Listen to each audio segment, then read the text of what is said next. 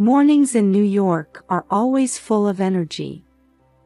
I, Jennifer Aniston, wake up to the sunlight streaming through the window. Looking at my husband George Clooney, quietly breathing beside me, warms my heart. Married for 10 years, he has always been my support. I slip out of bed and quietly head to the kitchen. While preparing breakfast, I glance at the family photos on the wall. A picnic in Central Park, watching a musical on Broadway, and Noah's 5th birthday party. Each photo overflows with our family's happiness. Mom! Noah's cheerful voice comes from upstairs. His smile brightens the start of my day. Good morning, Noah. Today's breakfast is your favorite pancakes, I call out, and Noah's eyes light up. George wakes up too, gently greeting us with, "Good morning, my loves." At 55, he's still charming and full of confidence as a successful real estate agent. But what I love even more is his devotion to family. During breakfast, we make plans for the weekend. How about a picnic in Central Park this Saturday? George suggests. Noah jumps up and down with joy. Yay! Dad, push me on the swings. I smile and remind them, but remember, Saturday morning is volunteer day. You haven't forgotten, have you? Reading to children at the local community center is one of my cherished activities. I've made many acquaintances in the neighborhood through this work. Of course I remember, Jenny, George answers. I'm proud of your activities. We can enjoy our picnic in the afternoon. Although George is successful in his work, he values family time. We make it a habit to spend every weekend together. I'm always filled with gratitude for his attitude. After breakfast, I see Noah off to kindergarten and start preparing for my volunteer work. As I select books and practice reading aloud, I'm enveloped in a pleasant sense of fulfillment. In the evening, George returns from work. When I ask, "How was your day?" he answers with a smile, "It went well. A new project has started. But the best part is coming home to see you all." Over dinner, we share the events of our day as a family. Noah talks about his adventures with friends at kindergarten, George about his success at work, and I share heartwarming experiences from volunteering. This daily routine is our happiness itself. Before bed, as I read a picture book to Noah, I think, may this happiness last forever. Before going to sleep, George and I relax in the living room. Jenny, I'm really happy I married you, George says. I squeeze his hand back. I feel the same, George. I love our family. As I lie in bed, I wish for another wonderful day tomorrow. I believe that these happy days for our family will continue on and on. A few days have passed since our weekend picnic in Central Park, and peaceful days continued. On a morning that seemed no different from usual, George woke up unusually early. "Good morning, Jenny," George's voice made me turn around, and he was smiling with an unusually nervous look. "What's the matter?" "You're up so early," I asked, and George took a deep breath and said, "Actually, how about dining out with the family tonight?" "Dining out? That's unusual," I was a little surprised. "We usually ate at home most of the time." "Yes, I made a reservation at Per Se. George's words made my eyes widen. Per Se is one of the finest restaurants in New York. It's a place we only go on special occasions. Per Se. But is today some kind of anniversary? I tried desperately to remember, but no special day came to mind. George laughed softly and answered, "Do we need a special reason? I just want to spend some luxurious time with the family." Those words filled my heart with warmth. I felt renewed gratitude for my husband, who made such special arrangements for the family amidst our busy daily lives. "Noah will be thrilled," I said, imagining our son's sleeping face. During breakfast time, we announced the surprise to Noah. "We're going to a special dinner tonight," I said, and Noah's eyes lit up with joy. "Yay! Are we going for pizza?" Noah's innocent reaction made me and George laugh. "No, somewhere even nicer." "So we need to dress up with Dad," I gently patted Noah's head. All day long, my heart was bouncing with anticipation. Even during volunteer activities, I couldn't help but wonder. Why did George suddenly make such a proposal? Is there something special happening? After returning home, we started getting ready. I chose Noah's favorite little suit. "Mom, do I look cool?" Noah asked, and my heart melted. "Of course. You're the coolest in the world," I answered proudly.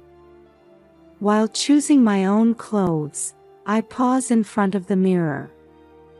My eyes suddenly catch my wedding ring. I remember the day George proposed to me 10 years ago. The joy and excitement from that time seemed to resurface. Could it be? I whispered to myself. A feeling that something special might happen tonight makes my heart flutter. George is also quietly preparing. There's an air about him as if he's hiding some secret. But I have no idea what it could be. "Ready?" George's voice brought me back to reality.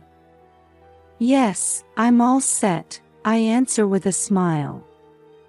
Before leaving the house, we stood in front of the mirror. George in his suit, me in my dress, and Noah in his little suit. Seeing the three of us together, I was filled with happiness. "Well, shall we go?" George said. There was a slightly different tone to his voice than usual. As we got into the taxi, I prayed in my heart. May tonight be an unforgettable, wonderful night for our family. As we got out of the taxi, the elegant exterior of Per Se came into view. Noah, looking excited, pulled our hands with his small ones. "Mom, Dad, let's go in quickly." The hostess who greeted us at the entrance smiled warmly. "Mr. and Mrs. Aniston, we've been expecting you." Her polite demeanor made me feel the high class of this place. We were guided to a luxurious private room. Through the floor-to-ceiling windows, we could see a panoramic view of New York at night. Noah's eyes sparkled as he exclaimed, "Wow, amazing." As we sat down, a waiter brought us menus. George seemed a bit restless, checking his phone several times. Usually, he doesn't worry about work during dinner, but today he seems different. "Is something wrong?" I asked, and George hurriedly put away his phone. No. It's fine. just a case I'm a bit concerned about. I felt a little uneasy, but I didn't want to ruin the pleasant atmosphere. I see, but today is family time. Let's forget about work. George nodded with a smile, but I could sense some tension in his expression. When the food was served, Noah's eyes widened in surprise. "Mom, what's this?" He pointed at the beautifully plated foie gras. "This is a special dish. Want to try it?" I explained, and Noah took a cautious bite. "It's delicious," he smiled. As the meal progressed, George's restlessness became more noticeable. He checked his phone several times and occasionally let out deep sighs. I was concerned but didn't want to ruin this special night. It might be a work emergency, I told myself, trying not to worry too much. Instead, I focused on Noah's enjoyment. His innocent delight in the high-class cuisine warms my heart. "Mom, this meat is so tender." Noah's exclamation made both George and me smile. In this moment, I strongly feel our family's happiness. However, this happy mood didn't last long. As dessert time approached and the waiter brought the menu, Noah's eyes sparkled as he chose a chocolate parfait. "I'm going to the restroom for a moment," George stood up. As he left the table, a strange uneasiness welled up inside me. Suddenly, a young waiter approached me. His name tag read Matt. Matt looked around cautiously before whispering to me in a trembling voice. "Ma'am, you need to leave immediately. Your husband." I was shocked and almost cried out. Matt's serious expression told me this was no joke. "What do you mean?" I asked in a low voice. My heart was pounding furiously. Matt took a deep breath and started speaking carefully, as if choosing his words. "Please listen. Your husband is having an affair. And tonight, he plans to." His words made my mind go blank. "An affair? George? It can't be. We've built a happy home together." But suddenly, George's recent behavior flashes through my mind. Frequent phone checks, restless attitude. "How do you know all this?" I asked, trying desperately to stay calm despite my confusion. Matt continued with an apologetic expression. I'm a former intern at your husband's company. By chance, I started working here part-time, and today, I overheard your husband's conversation." Various thoughts were swirling in my head. Disbelief, fear, sadness, and anger. It felt like the trust we had built over the years was crumbling in an instant. "But why tonight, us?" The words caught in my throat. Matt shifted uncomfortably. "I don't know the details, but your husband's new partner found out about your existence." At that moment, I heard Noah's voice. "Mom, the parfait is delicious." Brought back to reality, I quickly turned to Noah with a smile. "Is that so? I'm glad you like it." Matt hurriedly tried to leave, but I grabbed his arm. "Wait, what should I?" "Ma'am, there's no time. You need to leave right now. I've called a taxi. It's waiting outside, Matt said with a serious look. Confused but determined, I looked at Noah. His innocent smile made me resolve. I must protect my son. Noah, hurry. We're leaving now, I said in a calm voice. But what about Dad? Noah looked puzzled. Dad will come later. Come on, let's go. I took Noah's hand and stood up. As Matt escorted us out, my head was full of confusion. Is this really happening? George, whom I've been with for years, is. Disbelief, fear, and sadness mixed together. Just before leaving the restaurant, I looked back and saw George returning from the restroom. Our eyes met, and he looked confused. At that moment, I felt like something decisive broke inside me. As we got into the taxi, I took a deep breath. What should I do now? But there's one thing for certain. Protecting Noah, that's the only thing I can do right now. As the taxi started moving, I hugged Noah tightly. It's okay, Noah. Mom will protect you. As the taxi started moving, my head was caught in a whirlwind of confusion. Next to me, Noah asked, Mom, why isn't Dad coming?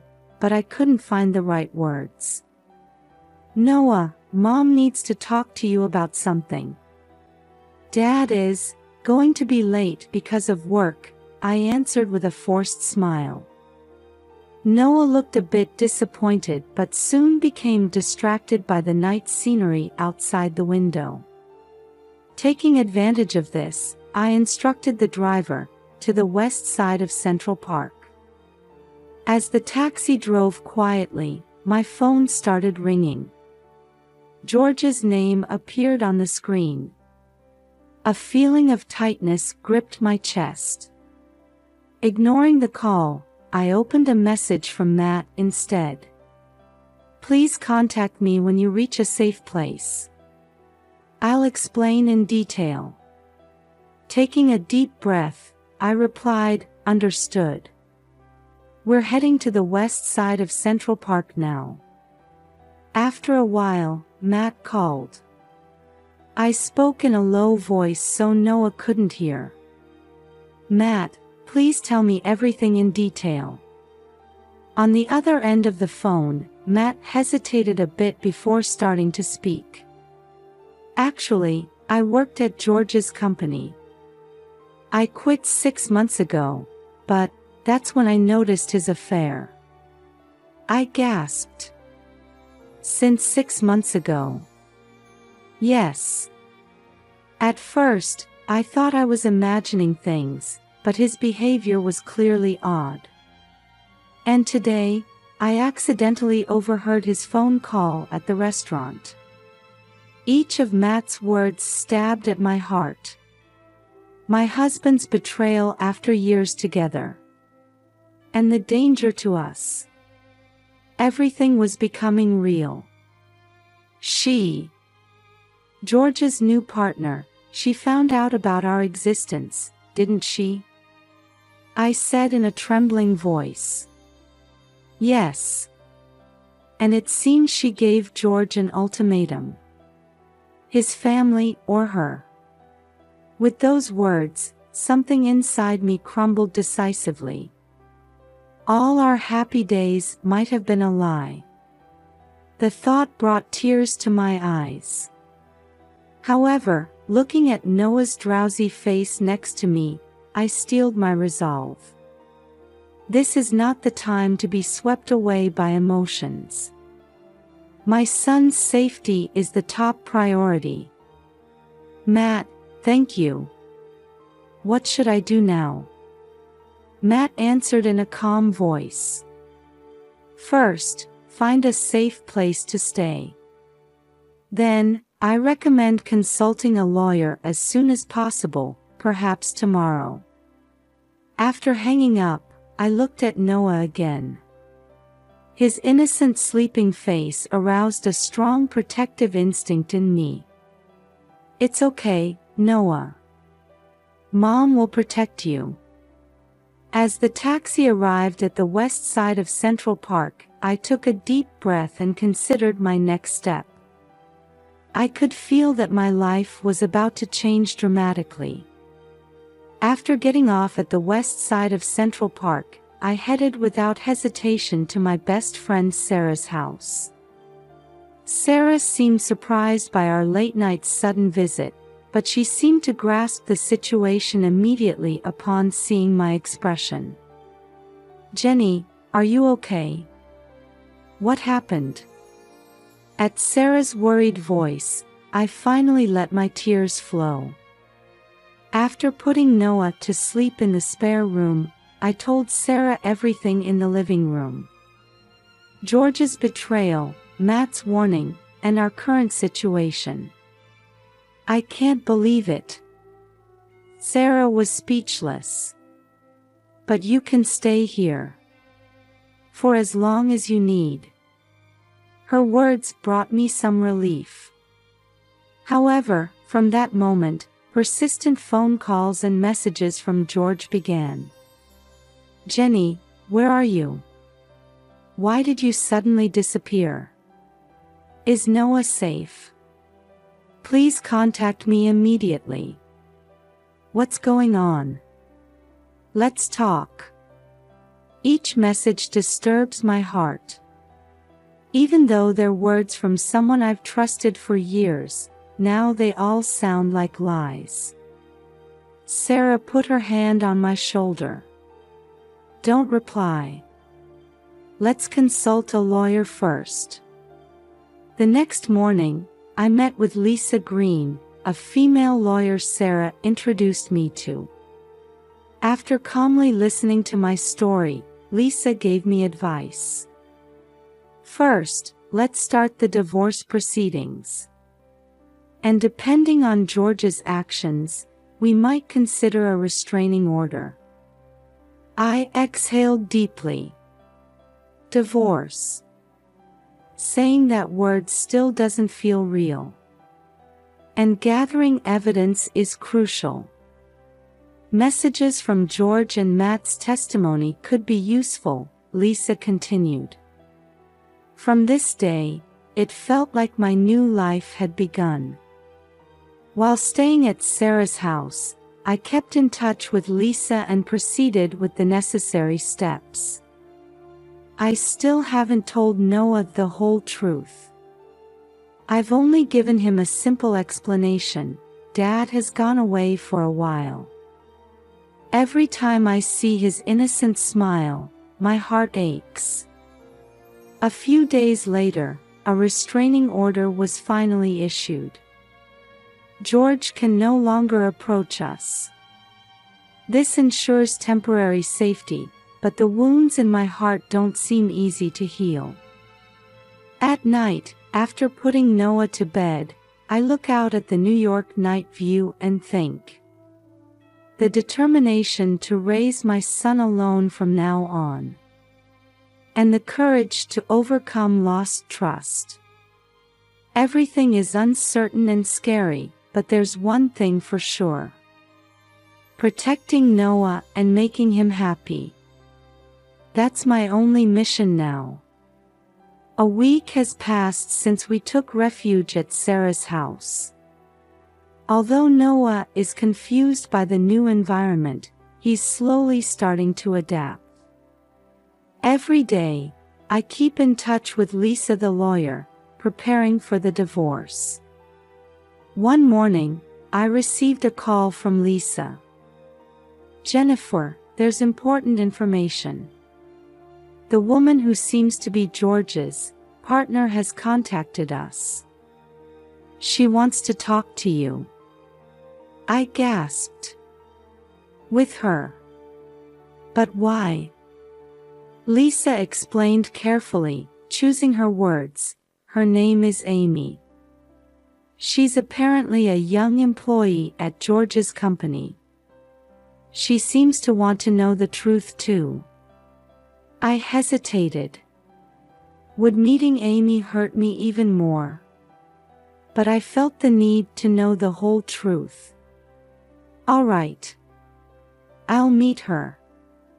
Through Lisa's mediation, we agreed to meet at a cafe near Central Park as a neutral location. On that day, I nervously headed to the cafe. Amy looked younger than I had imagined. She was a woman with blonde hair tied back and a calm demeanor. Jennifer, I'm sorry we're meeting like this. Amy's voice was trembling. I took a deep breath, trying to maintain my composure. Amy, please tell me what happened. Amy started speaking with tears in her eyes. George told me that you were mentally unstable and unfit to raise Noah. He was trying to create a new family with me and Noah. Those words made my heart ache. However, sadness was greater than anger. You were deceived too, weren't you? Amy nodded. But recently, I realized George's true nature. He was manipulating both of us. He was trying to make you look like the bad guy and use me. Amy took out some documents from her bag with trembling hands. Please look at this. I nervously looked through the documents. What was written there was unbelievable. A detailed plan for George and Amy to gain custody of Noah. And even a plan to make me appear mentally unstable and ultimately eliminate me by staging an accident. He was really trying to kill us. My voice trembled. Amy nodded tearfully. George was planning to mix sleeping pills into the meal at the restaurant. And then on the way home, with a manipulated car. She choked on her words. I pressed my shaking hand to my forehead. To think that the person I loved had made such a terrifying plan. Thinking of Noah, I felt a chilling fear run down my spine. But why did you? At the last moment, my conscience hurt. Amy covered her face. I couldn't bear the thought of killing you and Noah. Knowing this horrible truth, we felt an even greater need to stop George's actions. We talked for a long time. Amy revealed that George had been committing fraud at the company and disclosed the full extent of his lies. At the end of our discussion, we made an unexpected decision. To cooperate and reveal all of George's lies and manipulations. Over the next few weeks, Amy and I kept in frequent contact. With Lisa's advice, we gathered evidence of George's wrongdoings. Testimonies from colleagues and business partners, records of inappropriate financial transactions. Bit by bit, the truth was coming to light. Noah still asks about his father. When is Dad coming home? Each time, it pains my heart, but I try to explain as gently as possible. Dad is far away right now. But he's thinking of you, Noah. When we felt we had grasped the whole truth, we decided to confront George. We chose Bryant Park, a famous park in New York City, as the location. We selected it for being neutral and public. On that day, Amy and I arrived at the park early. As the pleasant autumn breeze blew, we waited quietly. When George appeared, his expression was a mix of surprise and anger. What's this? Amy, why are you here? I took a deep breath and started speaking calmly. George, we know everything now. Your lies, your manipulations. George flinched for a moment but quickly tried to cover it up. What are you talking about? I didn't. However, as Amy and I presented one piece of evidence after another, George's expression gradually changed. Evidence of fraud at the company, traces of his double life, and his numerous lies. George, it's over. Our marriage, all your lies, I said with a resolute attitude. George tried to argue for a moment, but he seemed overwhelmed by our determination.